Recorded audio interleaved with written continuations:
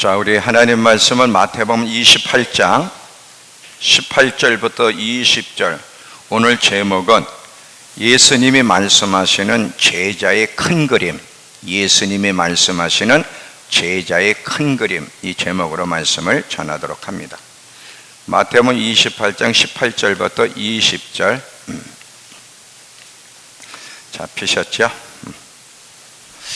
예수께서 나와 말씀하여 이르시되 하늘과 땅의 모든 권세를 내게 주셨으니 그러므로 너희는 가서 모든 민족을 제자로 삼아 아버지와 아들과 성령의 이름으로 침례를 베풀고 내가 너희에게 분부한 모든 것을 가르쳐 지키게 하라. 볼지어다 내가 세상 끝날까지 너희와 항상 함께 있으리라 하시니라. 자, 예수님이 모든 족속으로 가서 제자를 삼으라, 이 말씀하신 거에 대한 큰 그림에 대해서 좀 이야기할 테니까 들어보세요. 지금 제가 수요 예배 또 금요 기도회 주일 낮 저녁 계속해서 마지막 때를 어떻게 준비해야 되는지에 대해서 말씀을 시리즈로 전하고 있어요. 지금은 마지막 때이기 때문에 마지막 때로 들어가기 때문에 이 마지막 때를 어떻게 준비해야 되느냐를 알아야 돼. 왜냐하면 미리미리 준비하고 적응 훈련을 하지 않으면 그때 넘어질 거기 때문에. 마치 겨울이 오기 전에 미리미리 월동 준비를 해야 되듯이 영적으로 아주 추운 겨울, 환란의 때가 올 텐데 분명한 사실은요, 많은 그리스도인들이 이때 넘어질 거라는 거예요. 이게 성경에 예언되어 있어요.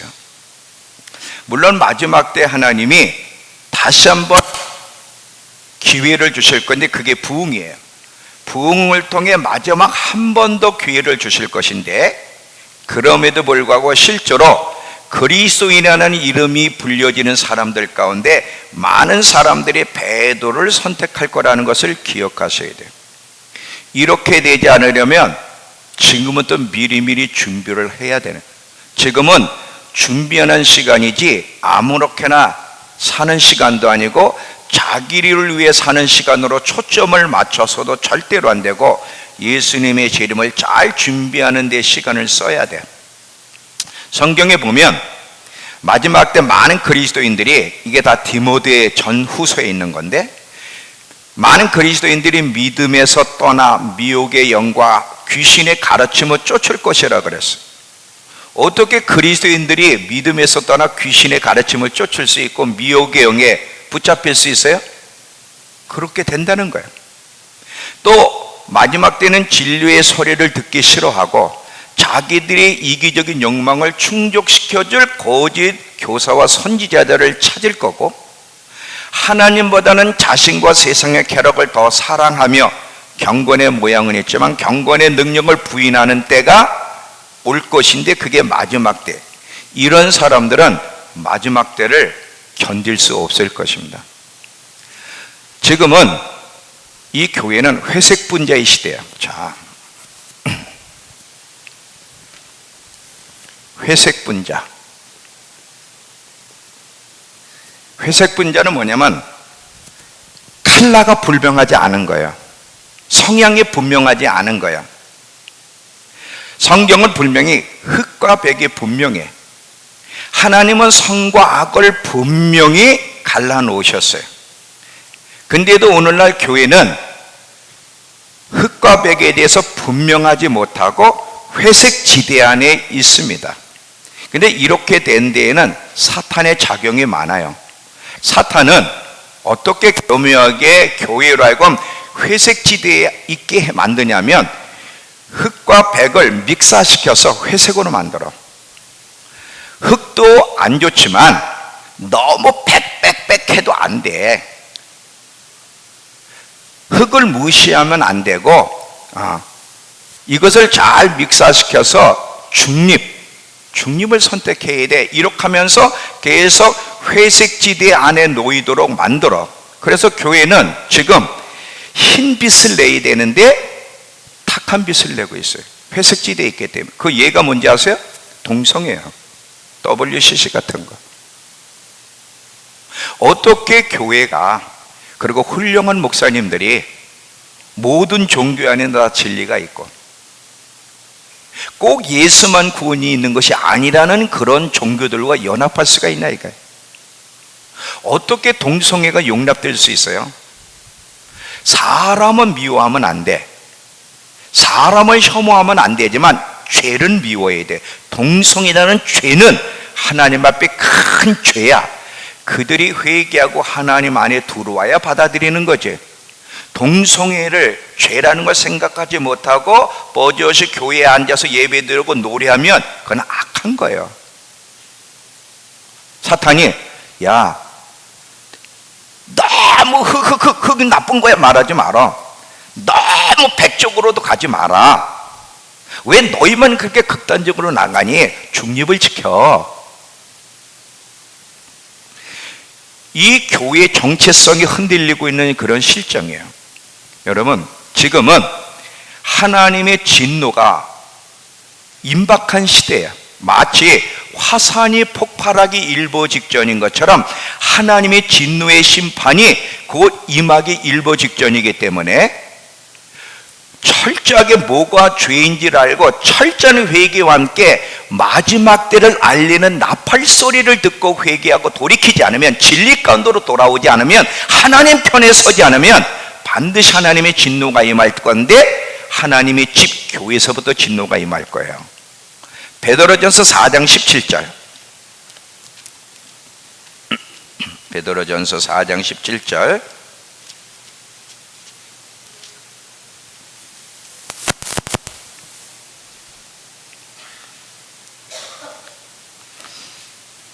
자, 베드로전서 381페이지 신약. 하나님의 집에서부터 심판을 시작할 때가 되었나니 만일 우리에게 먼저 하면 하나님의 복음을 순종하지 아니한 자들의 마지막은 어떠하며, 또 의인이 겨우 구원을 받으면 경건하지 아니한 자와 죄인은 어디에 서리요? 하나님의 집에서부터 심판한다는. 여러분, 하나님의 진노가 임박해 있다는 사실을 여러분 기억하셔야 돼요. 이제 진리 안으로 돌아와야 되고, 하나님 반대편에 서 있는 그리스도인들이 이제 하나님 편으로 돌아와야 돼. 특별히 이 코로나 사건은 회개할 수 있는 기회를 주시는 거고, 마지막 때를 준비할 수 있도록 하나님의 배려해 주신 시간이라는 걸 잊지 마세요. 코로나 피하기만 되는 게 아니에요. 여러분, 그 황성조 박사가 어저께 저한테 전화를 오래가면, 여러분 황성조 박사님 하면 다 아실 거예요. 네.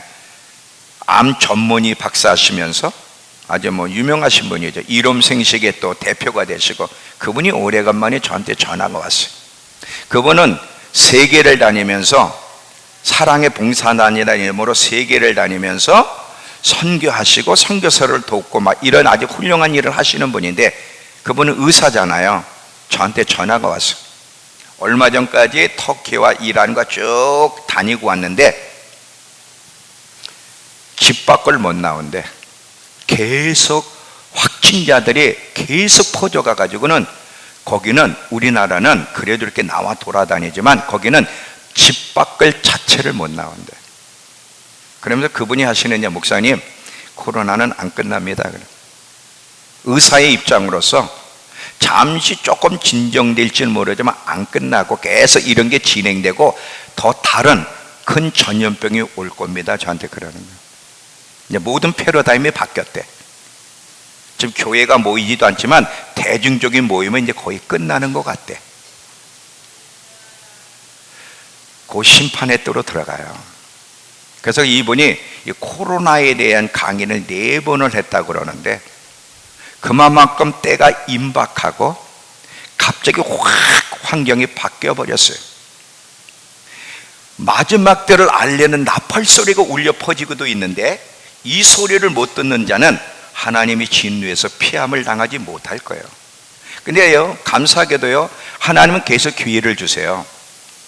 이스라엘 백성의 여정도 보면 하나님이 먼저 선지자를 통해서 회개할 시간을 주셨어요. 예레미야를 통해서, 많은 선지자를 통해서 그들의 죄를 지적하시고 하나님께 돌아오라고 회개의 기회를 줬지만 그들이 결국 회개하지 않으니까 결국은 하나님이 이방인을 통해 심판한 것처럼 지금도 하나님은 회개의 기회를 주시면서 코로나 사건이나 여러 가지 사건을 통해 마지막 때로 들어간다는 나팔 소리를 울려 퍼지게 하시면서 기회를 주시는데도 깨닫지 못하는 자는 하나님의 진노에서 벗어나지 못할 겁니다. 정말이에요. 지금이 기회예요. 지금 정신 차려야 돼요. 자, 오늘 이제 본문의 말씀을 들어가는데 오늘 이 본문의 말씀에서도 환난 속에서 어떻게 잘 견딜 수 있는지에 대한 큰 그림이 여기 나와 있어요. 자, 지금 우리가 이 본문의 말씀 마태복음 28장 18절에서 20절의 말씀은 많이 들은 얘기야. 예수님이 지상 대명령, 예수님이 교회로 하여금 그리스도인들로 하여금 땅끝까지 복음을 전하라고 명령하신 거다. 맞죠? 그런데 이 내용 안에는요, 마지막 때를 들어가기 전에 어떻게 마지막 때를 준비해야 되는지를 가르쳐주는 내용도 포함되어 있다는 거야. 예수님이 누구세요? 알파와 오메가가 되시는 분이에요. 처음이요 마지막, 그분은 시작부터 마지막을 다 보시고 계시고 이미 살아보신 분이고 아시는 분이야. 그분이 말씀하실 때는 단순히 그 순간만을 얘기하는 것이 아니라 마지막까지 보시면서 전체적인 그림을 그리고 얘기하신다는 것을 우리가 기억하셔야 돼요. 마지막 때를 보시면서 마지막 때에 들어갈 때 그 어려운 여정을 어떻게 견딜 수 있는지를 가르쳐 주는 것이 오늘 말씀 안에 있다는 사실을 기억하셔야 됩니다. 저는 이 부분에 대해서 몰랐어요. 그냥 복음만 땅끝까지 전하라고 하시는구나 했는데 이번에 하나님이 마지막 때를 견딜 수 있는 그림이 이 속에 있다는 걸 깨닫게 해주셨어요.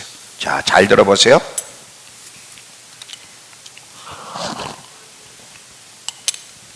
예수님의 말씀을 잘 들어보면 너희는 모든 족속에게 복음을 전하라고만 하지 않았어요. 당연히 복음을 전해야 되는데 모든 족속을 제자로 삼으라는 거예요. 제자를 삼으라는 것은 성격이 다른 거예요. 단순히 예수 믿게 하라는 그 이상의 제자로 삼으라고 명령했는데 이게 무슨 뜻인지를 몰라. 자, 예수님이 모든 족속으로 제자를 삼으라 할 때 이게 무슨 뜻인지를 이해하려면 예수님이 말씀하신 제자는 어떤 사람을 이야기하는지를 알아야 되고요. 이 제자람을 삼으라 하실 때는 이 안에 어떤 내용이 담겨 있는지도 이해를 하셔야 되고요. 특별히 왜 제자를 삼으라 그래? 그냥 예수 믿기만 하라면 믿게 하라고만 하면 될 텐데 왜 굳이 제자로 삼으라고 말씀하셨는지 이게 마지막 때와 어떤 연관이 있는지를 알아야 돼. 왜? 예수는 항상 전체를 보시면서 이야기하시기 때문에 그렇습니다. 지금 이건 어떻게 풀어가는지 이해가 되세요? 자, 하나씩 풀어갈 테니까 잘 보세요. 첫 번째, 예수님이 말씀하신 제자는 어떤 사람을 얘기하며 제자를 만들라고 할 때는 우리도 선생이 되어 있어야 된다는 얘기인데 어떤 선생이 되어야 하는지를 보도록 합니다. 자, 우리가 보통 제자하면 어떤 이미지가 있냐면 학생, 배우는 사람, 공부하는 사람을 주로 생각하게 되는데 예수님이 여기서 제자를 삼으라 할 때는 그런 의미 이상의 큰 의미가 있어요. 그리고 이 말 안에는 여러분 잘 보세요. 너희는 모든 족속으로 제자를 삼으라 할 때는 무슨 얘기야? 너희는 선생이 되고 있어야 된다는 거예요. 잘 봐요. 단순히 제자를 삼으라는 게 아니라 제자를 삼으려면 선생이 되어 있어야 되잖아. 그러니까 이 말 안에는 너희는 내가 원하는 선생이 되어 있어야 되고 그리고 그 너희는 모든 족속으로 제자를 삼아야 돼. 이것이 하나님이 주신 지상 대명령이라는 사실을 기억하시기 바랍니다. 근데 이거를 이해하는 사람이 많지 않아. 그러면 선생이 되면 뭐야? 지식 가르치는 거? 물론 당연하지만 이 선에서 이야기하는 게 아니에요. 자, 예수님이 말씀하신 제자가 무엇인지를 설명을 하겠습니다. 예수님이 제자들을 훈련시킨 방법을 먼저 잘 보겠습니다. 예수님만큼 참된 선생이 없어요. 예수님도 제자를 훈련시켰다는 것은 예수님이 하나님의 아들이고 메시아지만 그분도 선생이었다는 거야. 선생이 제자를 만들 수 있는 거기 때문에, 자, 이 가장 훌륭한 선생이신 예수님이 어떻게 제자를 만들었냐? 첫 번째, 말씀을 부단히 가르쳤어요.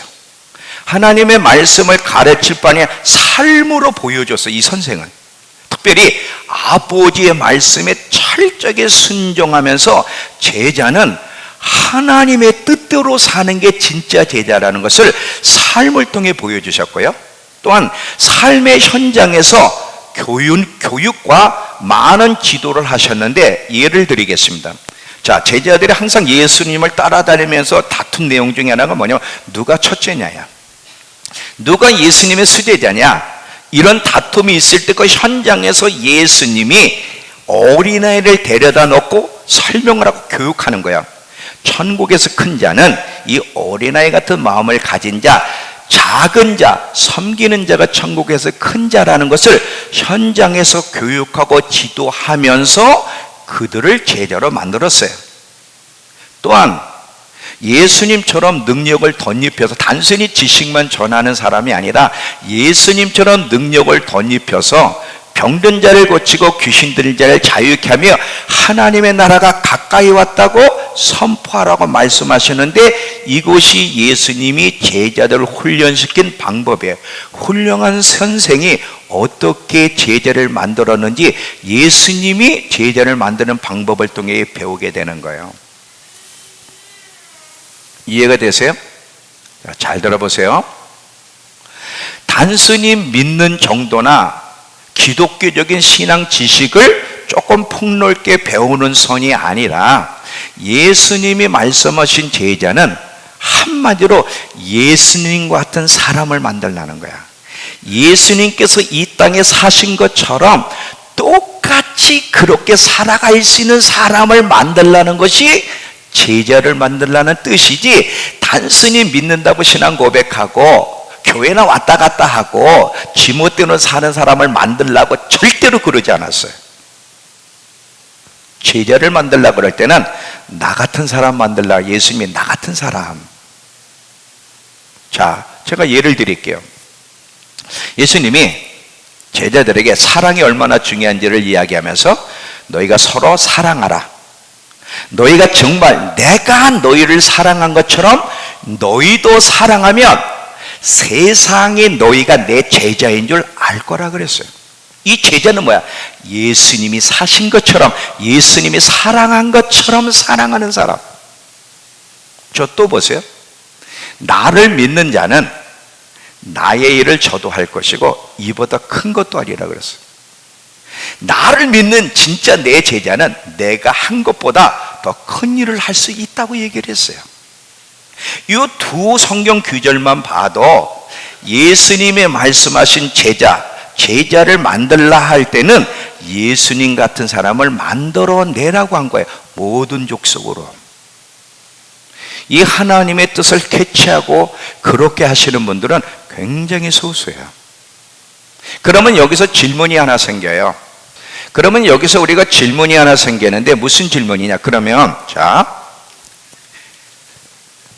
제자가 된다는 거하고 하나님의 아들이 된다는 말, 또 성경에는 종에 대한 이야기도 나오고 신부, 연에 대한 이야기도 나오는데, 이 제자와 이것은 어떤 관계가 있습니까?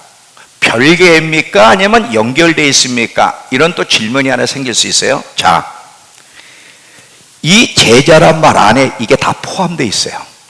자, 예수님의 삶을 보시면 예수님은 하나님 앞에 종의 삶을 살았고요, 아버지와 아들의 관계로 살았고요, 예수님 또 아버지 연인으로 살았고요. 이걸 다 사신 분이야. 그러니까 제자 삼으로 하는 것은 이 내용들과 별개가 아니라 아들, 종, 연인 통틀어서 말하는 것이 제자라는 의미예요. 제자라는 말 안에 이 전체가 다 포함되어 있다는 사실을 기억하세요.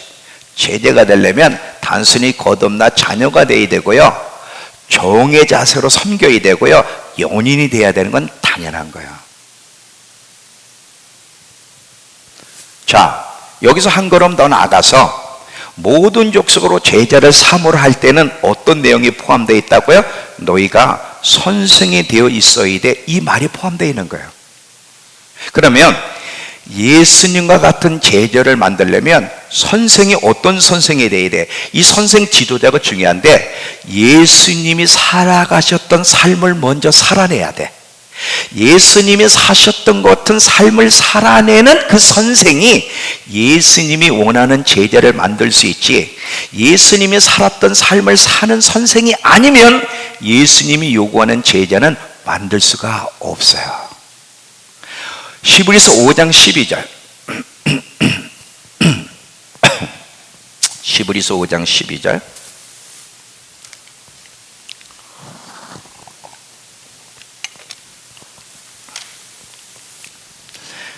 때가 오래되었으므로 너희는 마땅히 선생이 되었을 터인데, 너희가 다시 하나님 말씀의 초보에 대하여 누구에게서 가르침을 받아야 할 처지이니 단단한 음식은 못 먹고 젖이나 먹어야 할 자가 되었도다. 지금 여기 너희는 벌써 선생이 되어 있어야 되는데 아직도 초보적인 지식에 머물러 있냐? 자, 여기서 너희는 마땅히 선생이 되어 있어야 되는데, 여기서 말하는 선생은 바로 예수님이 원하는 제자를 만드는 그 선생을 얘기하는 거예요. 하나님은요, 저와 여러분이 예수님처럼 훌륭한 선생이 되어서 예수님과 같은 제자를 만들어내길 원해. 단순히 예수 믿고 교회 다니는 수준이 아니라, 우린 하나님을 믿지만, 말씀을 듣지만 너무 잘못 알고 있어. 아주 기초적인 지식, 이 말씀의 진정한 의미가 뭔지를 깨닫지 못해요. 제가 이 말씀을 비춰보면서 저는 이 말씀과 같은 선생인가를 저도 돌아보고요, 여러분도 돌아봐야 돼. 특별히 주일학교 교사들, 중고등부 교사들, 아니 모든 사람들, 여러분이 선생이 되어 있는지를 돌아봐야 돼. 그것도 어떤 선생? 예수님과 같은 선생. 이건 저에게 아주 경고예요. 특별히 목사만큼 경고의 말이 없어요. 정말 목사들은 돌아봐야 돼. 정말 예수님이 원하는 제자를 지금 만들고 있는 선생인지를 돌아봐야 돼. 자, 예수님 같은 선생이 되려면 예수님과 같은 삶을 살아야 되는데, 예수님이 어떻게 사셨어요? 아버지와의 친밀함, 아버지와 많은 시간을 들이면서 하나님이 누구신지를 알아가는 일에 열심을 냈던 사람이 예수님이에요. 그러니까 우리는 예수님 같은 선생이 되려면 예수님이 사셨던 것처럼 많은 시간 주님 앞에 나가서 하나님과의 친밀함 속에 하나님을 알아가려 애를 쓰면서 예수님으로부터 사실 직접 제자훈을 받아야 진짜 선생이 되는 거예요. 그리고 그 선생이 예수님이 원하는 제자를 만들 수 있는 것이죠.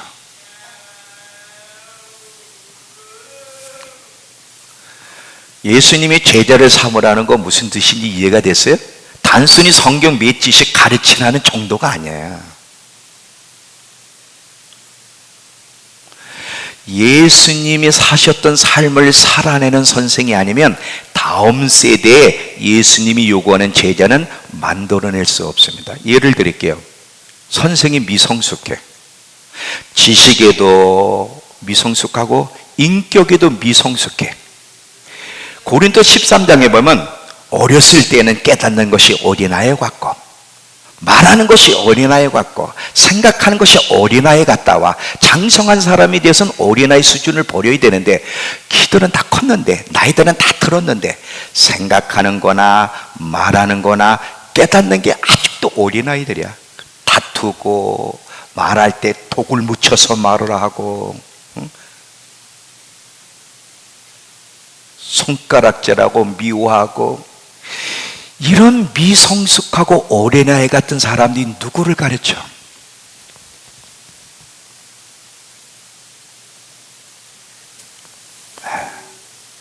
그러니까 너희는 모든 족속으로 제자를 삼으라 할 때는 너희부터 성숙한 선생이 되어 있어야 된다는 거예요. 성숙해 있는 자가 이미 선생의 역할을 할 수 있도록 준비되어 있는 자예요. 그러니까 주님이 이 말씀하실 때는 도대체 무슨 뜻으로 말씀하셨는지를 깊이 이해할 필요가 있는 거예요.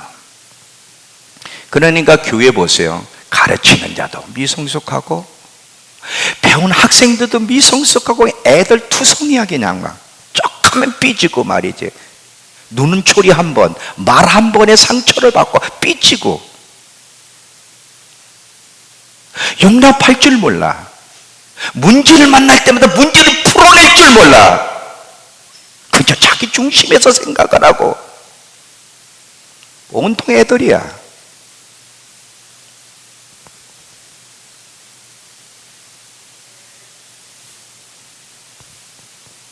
너희가 선생이 되어야 돼. 내가 어떻게 선생의 역할을 했는지 잘 봐라. 나 같은 사람이 너희가 먼저 돼서, 그리고 나 같은 제자를 만들어. 이게 지상 대명령이에요. 이게 우린 너무나 하나님 말씀을 수박 겉핥기식으로 단편적으로만 우리가 알고 있었어요. 이건 저에게도 하나님이 경고라 그랬어요. 저도 미성숙함이 많아요. 제가 어저께 우리 지은이한테 용서의 글을 썼어요. 어떤 미성숙한 행동을 했는가? 내가 아빠지만 또 목사지만 부끄러워서 우리 딸한테 어저께 간단하게 문자를 보냈어요. 우리 지은이가 아빠 3만 원만 혜란이 누나한테, 언니한테 보내주세요. 왜? 좀 보내주세요. 네가 해. 너 돈 줬잖아. 네가. 아니 딸이 3만 원만 달래면 그래. 내가 하나님 앞에 요즘 기도하는 게 뭔지 아세요? 누가 무슨 말을 하고 얼굴의 표정을 눈초리가 째려봐도 항상 부드러운 얼굴, 말이 부드러운 말. 올량한 여는 부드러운 말은 생명나무이지만 폐련이요 가시도 친 말은 사람에게 상처를 준다는 거예요. 이걸 입보루처럼 내가 외우면서도 우리 딸에 탁 쐈어요. 네가 해. 그 상처를 받았지. 근데 여러분 아세요? 사람 마음에 상처 준 거는요 돈으로 치료가 안 돼. 3만 원은 둘째치고 사람 마음의 상처는 무엇으로도 치료가 안 되는 거야. 미련한 짓들 하지 말아요. 그 제가 3만 원 때문에 우리 딸에게 부드럽게 말을 못해서 이게 미성숙한 거지. 제가 대방에 들어가서 나이가 62세래도 정신연령은 10대네. 10대. 나이가 62세고 시끗시끗하면 뭐야? 말 자체 독이 있는데.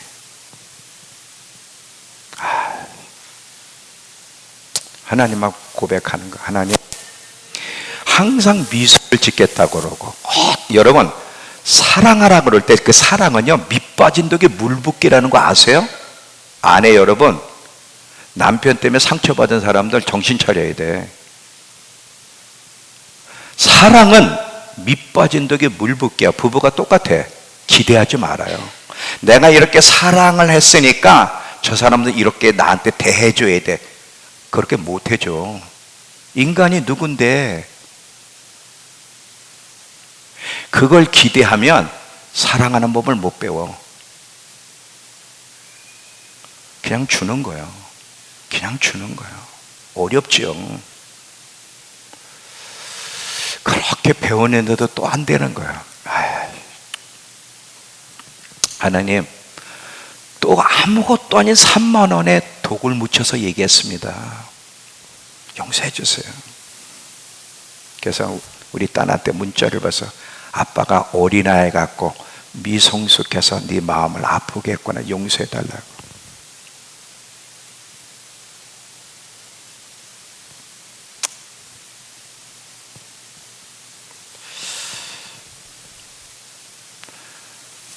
이 명령을 수행하시는 선생이 얼마나 될까? 그리고 이렇게 만들어진 제자가 얼마나 있을까?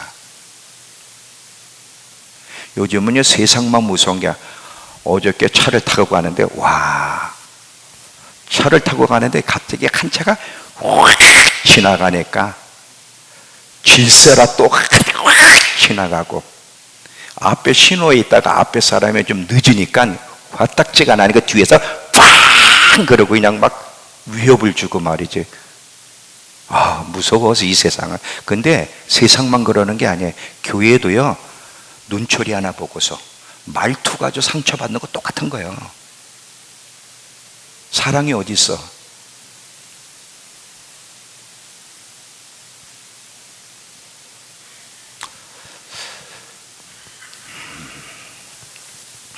사랑이 없는 시대. 이게 무서운 시대예요. 왜 마지막 때가 무서워요? 사랑이 사라지기 때문에 무서운 거예요. 그리스도인들만은 이럴수록 더욱 사랑해야 되는데, 그리고 더욱 성숙해 있어야 되는데, 우리도 문제를 만나보세요. 뭐가 달라? 똑같이들 반응을 해요. 제가 그러고요, 우리 모두가 그런다 이거죠. 자, 이 제자를 삼으라, 이게 왜 중요한지, 마지막 때와 어떻게 연관되는지를 제가 설명할게. 잘 들어보세요. 하나님의 이 명령에는 마지막까지를 보시며 큰 그림을 그리고 그림을 보시면서 명령하시는 건데, 왜 제자를 삼는 것이 마지막 때와 연결되어 있는지 들어보세요. 이 마지막 때는요, 교육과 지도 없이는, 그리고 예수님 같은 제자가 교육과 지도를 통해 제자로 만들어지지 않으면 마지막 때 못 들어갑니다. 자, 왜 그런지 설명을 할게요. 여러분, 지금 이 마지막 때, 아직 우린 그 마지막 때를 들어가지 않았기 때문에 마지막 때가 얼마나 어려운 여정인지 우린 이해를 못해. 마지막 때를 이미 보시고 아시고 살아보신 예수님이 창세 이래로 인류 역사상 너희가 만날 마지막 환난은 인류 역사에서 있었던 환난하고는 비교가 안 된다는 거예요. 그리고 그날을 감해해 주지 않으면 어느 누구도 구원받을 수 없을 정도의 환난이 우리 앞에 기다리고 있어요. 이 환난을 견디려면 이 미성숙함 가지고 견딜 수 있겠느냐는 거지. 안 되는 거예요. 철저한 교육과 지도와 제자로 만들어지는 자가 마지막 때 들어갈 수 있어요. 자, 예를 드릴게요. 예빈이에게 아니 뭐 가은이 정도에게 수학을 풀라고 딱 내던지면 제가 풀 수 있을까? 못 풀까요? 못 풀지. 애가 어떻게 수학을 풀어? 수학 문제를 줘도 못 푸는 것처럼 교육과 지도 없이 미성숙함 속에서는 마지막 때를 못 들어가면 죽는 거예요. 그래서 예수님의 모습을 잘 보면, 예수님이요, 요한계시록 7교회에, 이 요한계시록하는 7교회는 뭐냐면 마지막 때를 준비하는, 신랑을 맞이할 신부는 어떻게 준비해야 되는지를 교육하고 지도한 얘기란 말이지. 만약에 너희가 마지막 때를 잘 견디고 재림하실 예수님, 신랑 되시는 예수님을 만나려면 너희는 무엇을 고쳐야 되는지를 조목조목 교회마다 얘기하면서, 이거 고치면 내가 이 상을 줄게. 아주 참 선생이신 예수님이 7교회에 아주 구체적으로 이거는 고쳐야 돼, 이건 잘못된 거야, 이렇게 고치면 상을 줄게 하면서 교육과 지도를 통해서 환난 들어가기 전에 이미 교육과 지도를 통해서 준비시키는 얘기가 7교회의 얘기라는 걸 기억하셔야 돼요. 예수님이 12제자를 훈련시킨 것도 똑같아요. 아까도 제가 얘기했죠. 말씀을 가르쳤을 뿐 아니라 삶을 통해 다양한 면을 현장에서 교육하고 지도하셨잖아요. 아까 누가 첫째냐 그 문제도 얘기했지만 또 다른 것도 많아. 원수를 만나면 어떡하라? 사랑해야 되고. 여러분, 야고보와 요한이 예수님과 함께 사마리아 도성에 복음을 전하러 갔더니 사마리아 사람들 문전박대를 했어요. 그랬더니 야고보와 요한이 어떻게 행동을 했어? 예수님, 하늘에서 불을 내려 저것들 태워 죽일까요? 그 현장에서 예수님 뭐라 그랬어? 그래, 죽여라 그랬어.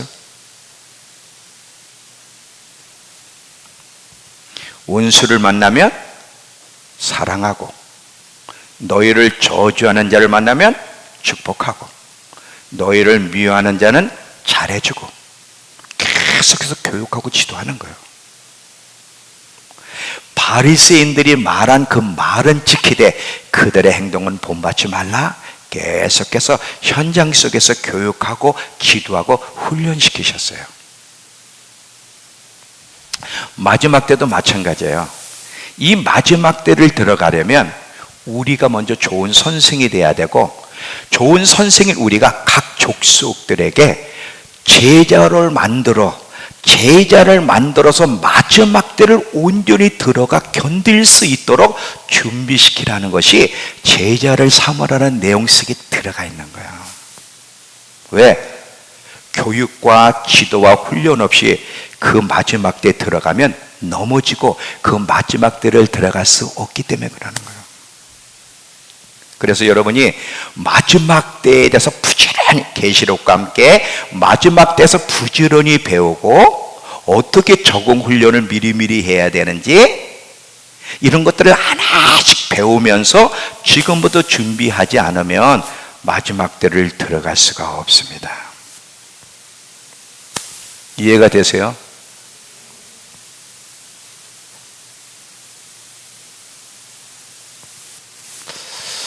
예수님은 이미 모든 걸 다 보시는 거예요. 한순간 시작부터 끝을 보시는 거예요. 마지막 때 많은 그리스도인들이 배도하고 넘어질 걸 다 보시는 거예요. 이 5년 환란에서 많은 사람이 견디지 못하고 넘어질 걸 아시는 그분이 어떻게 마지막 때를 견딜 수 있는지 그 방법은 제자로 만드는 것 뿐이라는 거예요. 제자로 만드는. 걱정입니다. 믿는다고 하는 사람 중에 얼마나 환란을 준비하며 견뎌낼 수 있을지 걱정해요. 불신자는 둘째치고 신자들이 걱정해요. 지금부터 마지막 때 어떤 일이 일어나는지를 부지런히 배우고 준비해야 돼. 그리고 여러분이 빨리 선생이 돼서 제자를 만들어야 되는 거예요. 선생도 적지만 제자도 적은 것이 문제죠. 그냥 신학 배웠다고 목사가 되는 게 아니야. 선생이 되는 게, 목사면 뭐예요? 선생이 안 됐는데.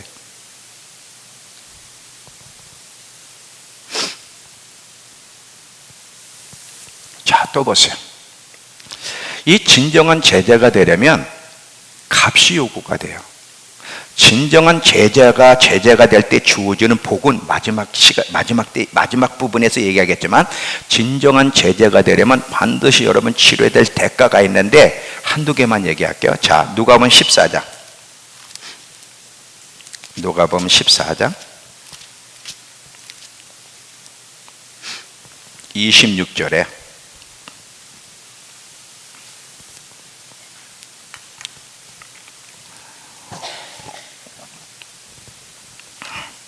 물론 내게 오는 자가 자기 부모와 처자와 형제와 자매와 더욱이 자기 목숨까지 미워하지 아니하면 능히 내 제자가 되지 못하고, 누구든지 자기 십자가를 지고 나를 따르지 않는 자도 능히 내 제자가 되지 못하리라. 자, 여기 보세요. 예수님은 우리에게 제자가 되라는 것은 선택사항이 아니야, 명령이에요. 근데 아주 단호하게 명령을 했는데, 이렇게 해줬으면 좋겠다가 아니라 너희가 나를 따르고 내 제자가 돼야 되는데, 그러려면 너희가, 진정한 제자는 먼저 네 자신을 미워해야 되고, 네 부모와 처자와 형제와 자매를, 심지어 네 목숨까지 미워해야 돼. 근데 이 미워한다는 말이요, 진짜 미워하는 게 아니야. 미워하다, 이거는 무슨 의미냐면 덜 사랑하는 걸 얘기해. 덜 사랑. 비교적 덜 사랑하라는 거야. 여러분, 예수님을 가장 열렬히 사랑해야 되는데, 예수님에 향한 이 첫상을 잃어버리고 열렬히 사랑하려면 자기 목숨까지 미워야 돼. 이 자기 목숨을 사랑하기 때문에 배도가 일어나는 거거든. 계시록 12장. 계시록 12장 11절에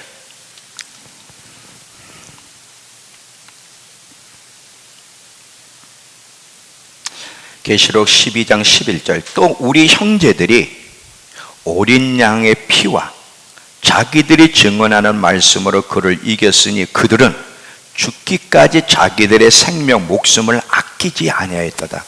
너의 목숨까지 미워야 된다는 거야.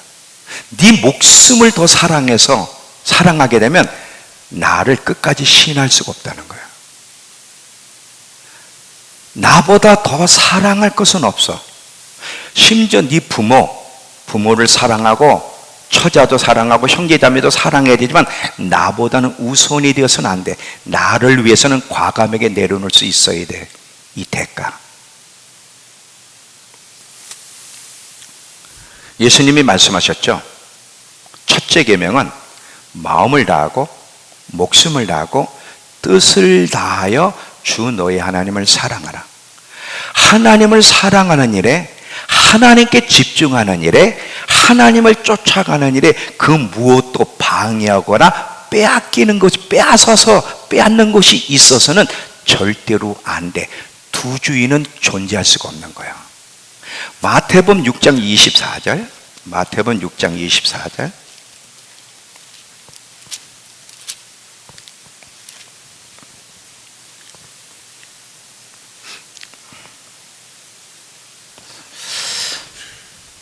한 사람이 두 주인을 섬기지 못할 것이니 혹 이를 미워하고 저를 사랑하거나 혹 이를 중히 여기고 저를 경히 여김이라. 너희가 하나님과 재물을 겸하여 섬기지 못한다. 둘 다 섬긴다는 건 불가능해. 한쪽을 섬기려면 다른 쪽을 버려야 돼. 여러분, 이 세상을 항상 얘기했죠. 세상 조심하라고. 이 세상 바빌론 시스템은요, 우리 눈에 매력이 있고요, 즐거움을 갖다 줘. 모든 것들이. 이 매력 있고 즐거움을 갖다 주는 것 때문에 하나님을 향한 첫사랑을 잃어버리고 신앙도 미지근해지고 제자의 삶을 살지 못하게 만들어버려요. 특별히 돈이 그래요. 돈 잘 보세요. 돈은 필요한데 돈은 굉장히 매력이 있어요. 근데 이 돈은요, 우리를 영적으로 늪지대에 빠진 것처럼 만들어서 절대로 돈 좋아하는 사람 제자의 삶을 살아갈 수가 없어요. 마지막 적그리스도가 생계로 가지고 위협하잖아요. 사실 돈으로 위협하는 거거든. 칩을 받지 않으면 매매도 먹고 살 수 없는, 돈 벌 수 없는 생계를 위협하는데 돈을 사랑하는 사람들이 마지막 때 견디겠느냐 이거지. 믿음으로 살아야 되는데. 가룟 유다는요, 돈 30에 예수를 팔아먹었고요.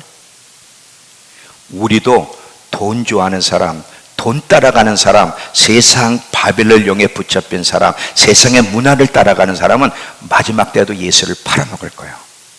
그래서 경고하는 거예요.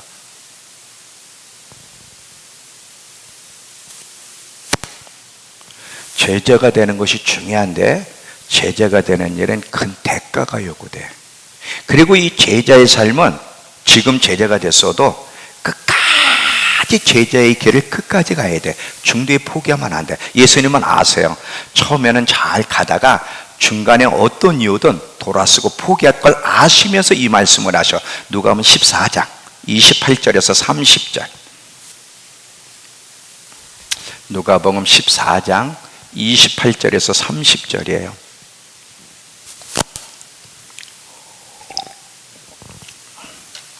너희 중에 누가 망대를 세우고자 할진대 자기의 것이 준공하기까지, 자기의 가진 것이 준공하기까지 족할는지 먼저 앉아 비용을 계산하지 아니하겠느냐?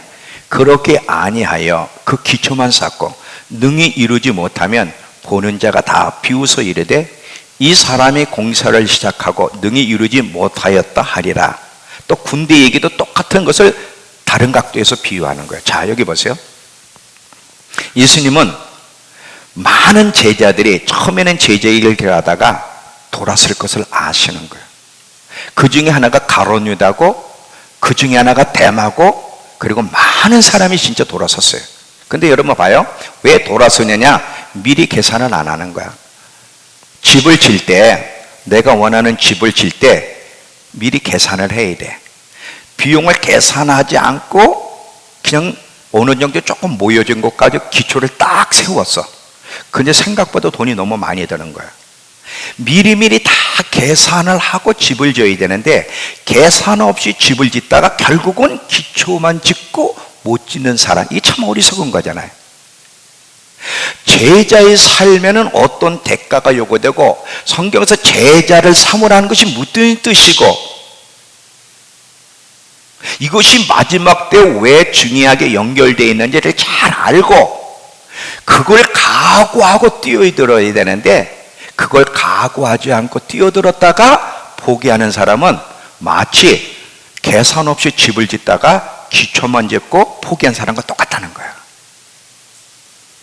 여러분 기억하셔야 될 게 있어요. 뭐냐면, 제자가 되기로 결단하면, 예수만 붙잡기로 결단하면 그때부터 마귀가 전쟁을 걸어올 거예요. 자, 여러분 이런 간증들 많잖아요. 고백에, 목사님 내가 그냥 교회만 왔다 갈 때는 그렇게 어려운 일이 그렇게 많지는 않았는데, 아니 그냥 내가 제자의 삶을 살기로 결단하고 이제 예수님만 바라보기로 결단하고 예수님께 더 많은 시간을 들어 예수님을 알아가려고 애를 쓰겠다고 결단하면서부터 왜 이렇게 난리죠? 가정에서부터 막 왜 이렇게 전쟁이 심해요? 그게 성경적이에요. 자, 계시록 12장 18, 계시록 12장 17절. 계시록 12장 17절.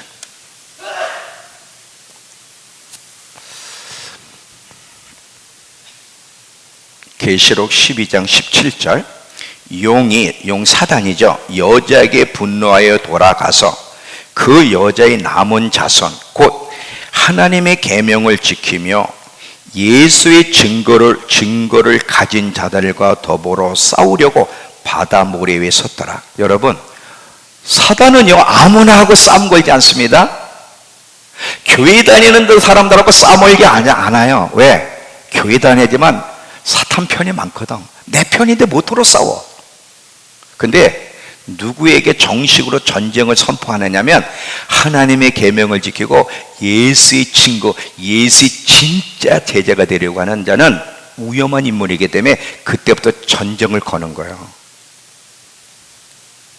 여러분, 만약에 사탄으로부터 지금 도전장을 못 받은 분은 그냥 대충 믿음 생활하기 때문에 그러는 거예요. 진짜 제대로라면 그때부터 도전장이 와. 도전장이에요. 이것을 알고 준비를 해야 돼. 그렇다고 두려워하지는 마세요.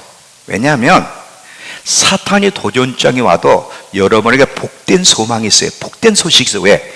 여러분이 진짜 제자가 되려고 애를 쓰면 여러분 혼자서 적을 상대하는 것이 아니라 여러분을 돕는 천군 천사들이 있다는 거야. 도단성에 아람 군대가 엘리사를 잡으러 왔는데 얼마나 많은 천군 천사들이 있었는지 여러분 아시죠? 그걸 상기하세요. 여러분이 정말 제자의 길을 가기로 결단하면 사단이 도전장을 내고 여러분을 괴롭힐 텐데 걱정하지 마세요. 여러분을 돕는 하늘의 군대가 더 많다는 거를. 자, 여호수아서 가보세요. 여호수아서에 이런 약속이 있어요. 23장. 여호수아서 23장. 여호수아서 23장 10절과 11절. 지금 핸드폰 소리 난 사람 있죠? 띠딩띵 떡 한 마리입니다. 핸드폰은 꺼. 예배 때는 진짜로 그 띠딩띵은 왜 소리가 나는 거예요? 떡 한 마리를 해보세요. 여호수아서 23장 10절과 11절 잘 보세요. 우리에게 기쁜 소식이에요. 너희 중 한 사람이 1000명을 쫓으리니 이는 너희 하나님 여호와가 그가 너희에게 말씀하신 것 같이 너희를 위하여 싸우심이라. 근데 어떤 사람에게 이렇게 하나님이 편이 돼서 싸우시느냐? 11절. 그러므로 스스로 조심하여 너의 하나님 여호와를 사랑하라 그래. 정말 마음을 다해 하나님을 사랑하고 제자의 길을 가려는 사람은 하나님이 그 사람의 편이 돼서 싸우시는데, 이때는 어떻게 한 명이 1000명을 쫓고요, 엄청난 일이 일어나. 이 얼마나 기쁜 소식이에요. 근데 반대로 나쁜 소식도 있어요. 반대로 제자의 길을 가는 길을 포기하고 하나님을 전심으로 사랑하지 않는 자에게는 불행한 소식이 또 하나 있어요. 자,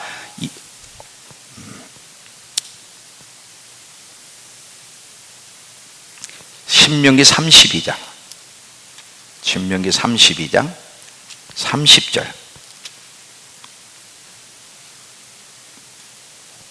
이거는 안 좋은 소식이에요. 그들의 반석 예수님이 자기 백성을 팔지 아니하였고 여호와께서 그들을 내주지 아니하셨더라면 어찌 이방인 한 명이, 적 한 명이 하나님 백성 1000을 쫓으며 둘이 만을 도망하게 만들겠느냐 그랬어요. 자, 여기 보세요. 기쁜 소식은 우리가 제자의 길을 가려고 결단하면, 전심으로 하나님을 사랑하면 하나님은 천군 천사를 통해 우리를 지켜주실 뿐 아니라 하나님이 직접 우리 편이 돼 싸우시지만, 만약에 너희가 제자가 되기를 거부하고 전심으로 하나님을 사랑하기를 거부하면 적 한 명이 너희 1000명을 대적할 것이고 적 2명이 너희 10,000명을 죽일 것이라는 거예요. 이게 얼마나 불행해요. 마귀에게 지배를 당하는 거지. 그래서 하나님을 사랑해야 되고요, 제자가 그래서 돼야 되는 거예요. 자, 이제 결론입니다.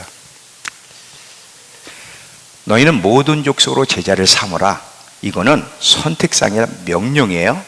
다시 말하면 너희는 선생이 되어 있어야 되고, 너희는 그냥 교회만 왔다 갔다 하고 먹고 사는 사람이 되어서는 안 되고, 모든 족속을 제자로 삼아서 마지막 때를 잘 견디고 승리할 수 있는 용사로 만들어야 돼. 이게 이제 주님의 명령이에요.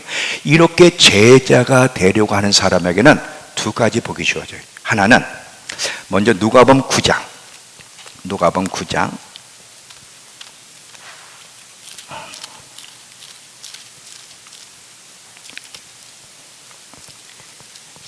1절에, 누가복음 9장 1절, 예수께서 12 제자를 불러 모으사 모든 귀신을 제어하며 병을 고치는 능력과 권위를 주시고 하나님 나라를 전파하며 앓는 자를 고치게 하려고 내보내시며. 자, 보세요. 아무나 예수 이름은 선포할 때 능력이 나타나는 게 아니야. 마가복음 16장에는 믿는 자에겐 이런 표적이 있다래니, 저 이름으로 저희가 방언도 말하고 귀신도 쫓고 병도 고치고 이렇게 한다 그랬어, 믿는 자. 근데 여기서 믿는 자라고 하는 것은 단순히 신앙 고백만 하고 교회를 왔다 갔다 하는 사람이 아니야. 왜 그걸 아느냐? 우리 다 믿잖아요. 우리 다 믿는데, 여러분들이 병든 자, 귀신 들리는 자 예수 그리스도 이름으로 명하노니 귀신아 나가라! 나가 안 나가? 한 번은 귀신 들린 여자가 찾아왔어요. 저한테 찾아왔는데, 그땐 저도 이 귀신 쫓는 거에 초보적인 지식을 가지고 있어서 처음엔 떨었어. 이러다가 나한테 들어가면 어떡하지? 떨었어. 사탄도요, 영적 존재이기 때문에 우리의 레벨, 우리의 영적 수준을 알아요. 사도행전에 제사장 스게야의 제사장 아들들이 바울의 이름을 빌어서 귀신을 쫓았더니 귀신들이 내가 바울도 알고 예수도 하는데 다 알아. 바울이 누구인지를 안 되니까, 난 바울도 알고 예수도 하는데 너는 누구야? 두들겨 팼어요. 그러니까 아무나 능력이 나타나는 게 아니야. 이 권능은 단순히 예수 믿는다, 물론 예수를 믿어야 되는데 예수를 믿는다고 해서 나타나는 게 아니라 제자의 길을 가는 사람에게 주시는 복이다. 마지막 때 하나님이 대부흥을 일으키실 건데 이 대부흥에 하늘의 능력을 덧입혀 주실 건데 누구에게 능력을 덧입혀 주셔서 귀신을 쫓고 병을 고치며 하나님 나라를 선포하게 할 거냐? 제자의 길을 가려고 하는 믿는 자, 이들을 통해 하나님 나라를 확장시켜 갈 거고요. 마지막 하나 더 좋은 것이 있어요. 자, 영상 띄워보세요. 마지막 하나. 자, 영상을, 자, 우리 또 마태복음 19장 먼저, 마태복음 19장 27절을 먼저 읽고 그 다음에 영상으로 읽겠습니다. 마태복음 19장 27절부터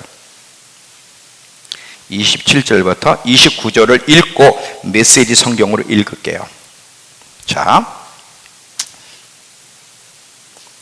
이에 베드로가 대답하여 이르되 보소서, 우리가 모든 것을 버리고 주를 따라 싸운데 그런즉 우리가 무엇을 얻으리까? 제자가 되어서 다 포기하고 주님을 따랐는데 얻는 게 뭡니까? 물어봤더니 예수께서 이르시되 내가 진실로 너희에게 이르노니 세상이 새롭게 되어 인자가 자기 영광 보좌에 앉을 때에 나를 따르는 너희도 12 보좌에 앉아 이스라엘 12지파를 심판하리라. 또 내 이름을 위하여 집이나 형제나 자매나 부모나 자식이나 전토를 벌인 자는 여러 배를 받고 영생을 상속받으리라. 메시지 성경을 읽겠습니다.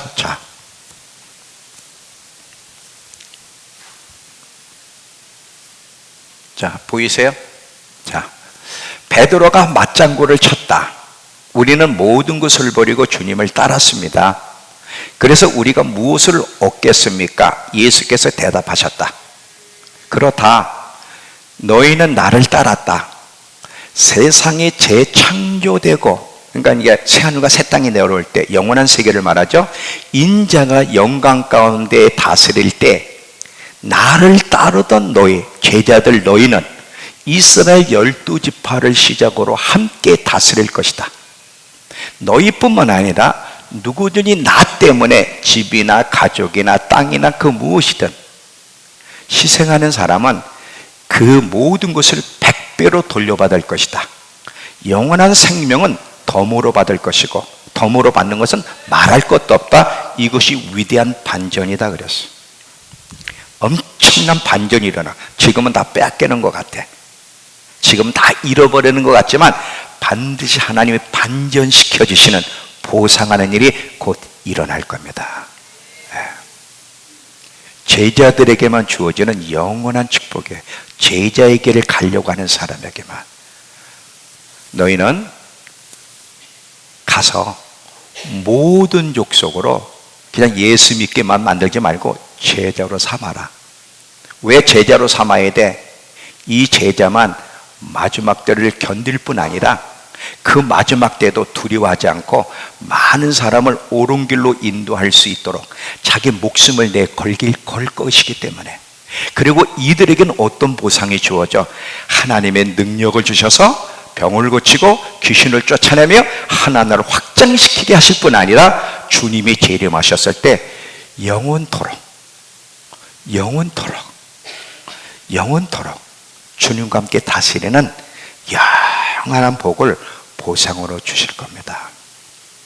이 제자를 삼으라는 의미를 잘 깨달아서 빨리 예수님 같은 선생이 되려고 애를 쓰시고 예수님 같은 제자를 만들어낼 수 있는 저와 여러분들에게 축원합니다. 기도합시다. 하나님, 오늘도 우리에게 말씀해 주시고